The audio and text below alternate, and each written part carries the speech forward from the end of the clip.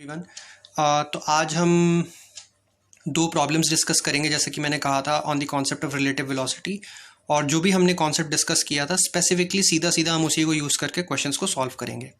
तो मैं क्वेश्चन एक बार आप लोगों के लिए पढ़ देता हूँ। ये पहला क्वेश्चन है, A B and C are three objects moving with constant velocities. A speed is 10 meters per second in a direction P Q. तो इतना बना लेते हैं पहले। तो ए एक ऑब्जेक्ट है, let's say P Q direction ये है, ठीक है। This is P Q, this is P and this is Q. ये 10 meters per second is the direction of A. Now it is given that the velocity of B relative to A is 6 meters per second at an angle of cos inverse of 15/24 to PQ. ठीक है, तो B की जो relative velocity with respect to A है, that is somewhere here. इसका magnitude तो मुझे 6 meters per second दे रखा है, और ये एंगल जो मुझे दे रखा है दैट इज थीटा, और कॉस थीटा मेरे को दे रखा है 15/24। ठीक है, इसको और सिंप्लीफाई कर लेते हैं, that is 5/8। This is particle B, and then the velocity of C relative to B is 12 meters per second in the direction QP. Okay, so this is the velocity of A, यहाँ से हटा देते हैं, and this is the velocity of particle C equals to 12 meters per second in the opposite direction, QP direction. तो solve करते हैं। इसने पूछा है कि मैग्नीट्यूड बताओ वेलोसिटी ऑफ C का। तो velocity of C with respect, velocity of B with respect to A मुझे गिवन है, that is VB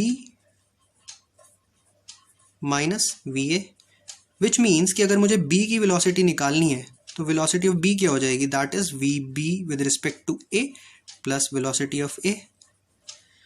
Similarly, if I have to find the velocity of C is nothing but velocity of C with respect to B, which is given, plus velocity of B, right? तो basically हमें, और velocity of B अगर मैं यहाँ से रख दूँ तो ये क्या हो जाएगा, velocity of C with respect to B plus velocity of B with respect to A plus velocity of A। Simple यही है। अब सॉल्व कर लेते हैं। अब इस डायरेक्शन को मैं x डायरेक्शन बोल देता हूँ, और इस डायरेक्शन को मैं y डायरेक्शन बोल देता हूँ। यहाँ पे मेरा यूनिट वेक्टर मैं i कैप मान लेता हूँ, और यहाँ पे मैं यूनिट वेक्टर अपना j कैप मान लेता हूँ। वेक्टोरियल सॉल्व कर लेते हैं। तो वेलोसिटी ऑफ a जो है that is 10i cap. Velocity of b with respect to a हमें दे रखी है, दैट इज इस डायरेक्शन में 6 cos theta i cap plus 6 sin theta j cap. Okay, तो इन दोनों को अगर मैं ऐड कर दूंगा तो मेरे पास आ जाएगा 10 प्लस 6 cos थीटा i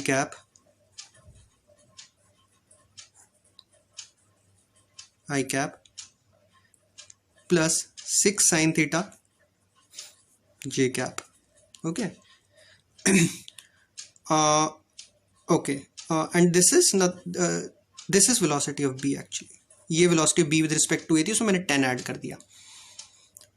अब वेलोसिटी ऑफ b तो मुझे मिल गया, तो वेलोसिटी ऑफ b ही हम पहले कैलकुलेट कर लेते हैं। 10 प्लस 6 इंटू 5/8। ओके, सो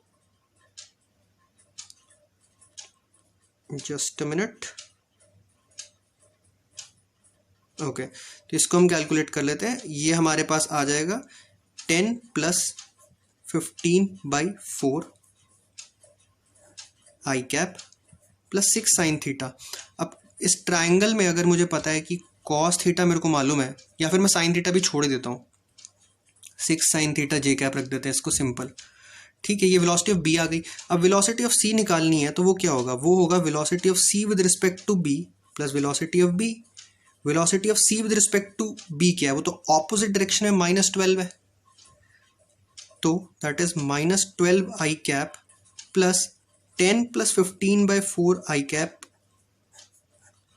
यहाँ से plus 6 sin theta j cap. ठीक है, साइन थीटा की वैल्यू बाद में रख देंगे, अभी अंडर रूट वगैरह आ रहा है, तो उसको सॉल्व करते हैं। तो ये क्या आएगा, 10 minus 2 12 minus 2 plus 15/4 that is 7/4 I cap plus 6 sine theta. अब साइन थीटा की वैल्यू रख देते हैं, कॉस थीटा में दे रखा है 5 और 8, तो ये क्या हो गया अंडर रूट ऑफ 64 minus 25 39, तो साइन थीटा की वैल्यू √39/8, तो 6 इंटू √39/8, इसको भी हम 3 और 4 ऐसे लिख सकते हैं, तो जे कैप। ठीक है, तो फाइनली वेलोसिटी क्या आ गई 7/4 आई कैप प्लस 3√39/4 जे कैप। अब अगर इसका मैग्नीट्यूड निकालना है तो कुछ नहीं, स्क्वायरिंग एंड एडिंग 49/16 प्लस 3√39 का अगर मैं स्क्वायर करूं तो ये आ जाएगा 9 × 39 विच इज 351। ठीक है, 351/16 इज इक्वल टू 400/16, 400/16। इसका अंडर रूट जो है, इस पूरे का अंडर रूट बेसिकली जो है वो मेरा वेलोसिटी ऑफ सी है, इसका मैग्नीट्यूड। ठीक है, this is nothing but 5 meters per second। This is how you solve this question. ठीक है, नेक्स्ट क्वेश्चन सॉल्व करते हैं। अच्छा, इस क्वेश्चन में ये भी मैं पढ़ देता हूँ एक बार। A balloon is ascending vertically with an acceleration of 0.2 meters per second square। 2 stones are dropped from it at an interval of 2 seconds। मतलब पहले एक स्टोन ड्रॉप किया बलून में जो ऊपर जा रहा था 0.2 meters per second square की एक्सेलरेशन से, और फिर जब पहला स्टोन ड्रॉप किया उसके 2 सेकंड बाद एक दूसरा स्टोन ड्रॉप किया। अब हमसे पूछा find the distance between stones 1.5 seconds after the second stone is drop. मतलब जब दूसरा स्टोन भी गिर गया तब क्या दोनों के बीच में डिस्टेंस है। अब ये काफ़ी अच्छा प्रॉब्लम है रिलेटिव वेलोसिटी की एप्लीकेशन का। कैसे, ये देखते हैं। सपोज मेरा एक बलून था, ठीक है, ये एक बलून है, जो ये एक बलून हो गया which is going up with an acceleration of 0.2 meters per second square। ठीक है, let us define t is equal to 0। एक ऐसा इंस्टेंट डिफाइन करता हूं मैं जब मैं फर्स्ट स्टोन को ड्रॉप करता हूं, तो फर्स्ट स्टोन यहां पे ड्रॉप हो गया। ठीक है, और t इक्वल टू 2 seconds पे बेसिकली इसको रेफरेंस मान रहा हूं मैं, इसको रेफरेंस मान रहा हूं। ये t equal to 0 not necessarily 0th time है, कुछ वेलोसिटी हो सकती है उस बलून की, just the reference time. With respect to this reference at t equals to 2 seconds मैं दूसरा स्टोन ड्रॉप कर दूंगा यहां से।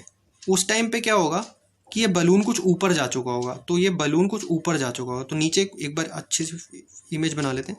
लेट्स से ये ऐसा रहा होगा कुछ, ये बलून यहाँ रहा होगा पहले, t इक्वल टू 0 पे ये ऐसा था, ये हटा देते हैं। t इक्वल टू 0 पे ऐसा था जब आपने इसमें से S1 ड्रॉप कर दिया, इसको यहाँ से हटा देते हैं, और t इक्वल टू 2 पे आपने यहाँ से इधर से S2 ड्रॉप कर दिया। तो बेसिकली है क्या कि अगर इसका मतलब ये है कि ये कुछ डिस्टेंस ऑलरेडी मूव कर गया होगा, राइट। तो उस इंस्टेंट पे ये वाला जो स्टोन होगा, जो स्टोन 1 होगा, वो तो कहीं नीचे आ चुका होगा। तो 2 डिस्टेंसेस मुझे कवर करने हैं। पहला डिस्टेंस तो ये, what is the distance between the balloon and the first stone during the first 2 seconds, क्योंकि तब तक पहला स्टोन तो नीचे आ चुका है। और दूसरा, जब सेकेंड स्टोन जैसे ही ड्रॉप होगा तो ऑब्वियसली फर्स्ट स्टोन ऑलरेडी उस स्टोन के कुछ नीचे, वो डिस्टेंस तो पहले ही निकल गया। अब 1.5 seconds बाद और कितना एक्स्ट्रा डिस्टेंस ट्रैवल हो गया, तो इन दोनों डिस्टेंसेस का जो सम आएगा वो हमारा टोटल डिस्टेंस होगा। तो पहला डिस्टेंस देखते हैं। लेट अस से पहले डिस्टेंस को मैं SA बोल देता हूँ। ठीक है, SA है क्या? SA बेसिकली बस ये डिस्टेंस है, क्योंकि स्टोन 2 जो है वो अभी भी बलून में है, तो SA जो है, जो डिस्टेंस स्टोन 1 ने ड्रॉप होते ही पहले 2 सेकंड में स्टोन 2 के रिस्पेक्ट में कवर किया, वही तो उसने बलून के रिस्पेक्ट में भी कवर किया, राइट। तो वो डिस्टेंस क्या है? Initial velocity. तो यहाँ पे मैं क्या इक्वेशन लगाऊंगा? पहले तो मैं यहाँ पे इक्वेशन लगाऊंगा u relative into t plus half a relative into t square, right. t is equal to 2 है यहाँ पे, और ये भी जो है बेसिकली SA जो है SA रिलेटिव ही है। तो u रिलेटिव क्या है? u रिलेटिव मतलब पहला जब आपने स्टोन ड्रॉप किया तब और जो बलून था उन दोनों की रिलेटिव स्पीड क्या है? रिलेटिव स्पीड तो जीरो है बिकॉज वो तो बलून में ही था ना अभी, तो रिलेटिव स्पीड तो जीरो हो गई, तो ये तो आ गया zero. How what is a relative? A relative is 9.8 से आपका स्टोन 1 नीचे आएगा और बलून आपका 0.2 से ऊपर जा रहा है, so the relative acceleration is 10 meters per second square into 4 T square, तो ये तो आ गया 20 मीटर। इसका मतलब जब स्टोन 2 ड्रॉप हुआ तो पहला स्टोन ऑलरेडी बलून की नई लोकेशन से 20 मीटर्स नीचे आ चुका है। रिलेटिव सेंस में बात हो रही है क्योंकि कुछ बलून ऊपर गया, कुछ स्टोन 1 नीचे आया, तो रिलेटिव सेंस में 20 मीटर्स का डिस्टेंस हो गया उन दोनों के बीच में। अब दूसरा जो डिस्टेंस है वो क्या है? अब आपने स्टोन 2 को भी ड्रॉप कर दिया। अब स्टोन 2 में जो आप लगाओगे you relative dash into T dash plus half a relative dash into T dash square. यहाँ पे यू रिलेटिव डैश क्या है? You relative dash is the relative velocity between stone 2 and stone 1, क्योंकि अब बलून का रोल खत्म हो गया, अब दोनों ग्रेविटी में ट्रैवल कर रहे हैं। तो यहाँ पे आप क्लियरली देख सकते हो कि ए रिलेटिव जीरो हो गया, सिर्फ यू रिलेटिव ही है। ठीक है, सिर्फ यू रिलेटिव ही है। अब यू रिलेटिव उस इंस्टेंट पे क्या है? यू रिलेटिव उस इंस्टेंट पे क्या है? यू रिलेटिव उस इंस्टेंट पे वो speed, basically u relative at that point can be defined as u of s2 minus u of s1, right? And u of s1 is nothing but u of balloon, and balloon का तो मुझे पता है, balloon के respect में तो initial velocity जब उसने नीचे आया था तो जीरो थी, तो 2 सेकेंड्स बाद जब स्टोन नीचे आ गया तो उसने कितनी स्पीड एक्वायर कर ली होगी? g इंटू 2 विच इज 20, तो 20 meters per second is the relative velocity into 1.5 seconds plus 0, of course because a relative is 0, so this distance comes out to be 30 meters. तो अगर मैं दोनों distances को add कर दूं, so my answer is SA plus SB is 20 plus 30, magnitude ले लेते हैं, is equal to 50 meters. थोड़ा सा कॉम्प्लेक्स प्रॉब्लम है, एक बार रिविजिट करते हैं क्या किया। पहले हमने वो डिस्टेंस निकाला जो स्टोन 1 ने बलून के रिस्पेक्ट में ट्रैवल कर लिया है, बिकॉज जितना उसने बलून के रिस्पेक्ट में ट्रैवल किया उतना ही उसने स्टोन 2 के रिस्पेक्ट में ट्रैवल किया है। वो डिस्टेंस हमने यहाँ पे निकाल लिया 20 मीटर्स, बिकॉज रिलेटिव वेलोसिटी दोनों की जीरो थी और रिलेटिव एक्सेलरेशन 9.8 प्लस 0.2 था। Second distance is the distance between the stone 2 and stone 1 from the moment stone 2 was dropped. अब वहाँ पे रिलेटिव वेलोसिटी निकालने के लिए मुझे क्या चाहिए? रिलेटिव वेलोसिटी उस पॉइंट पे बेसिकली सिर्फ 2 इंटू जी होगी, बिकॉज 2 सेकेंड के लिए वो ग्रेविटी में ट्रैवल कर चुका है, और जो बलून की वेलोसिटी थी वो तो कैंसिल आउट हो जाएगी।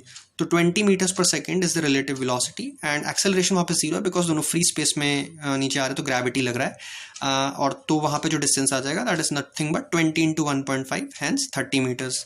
And adding these two distances we can say that जो टोटल डिस्टेंस होगा 3.5 सेकेंड्स बाद that will be 50 metres. Thank you.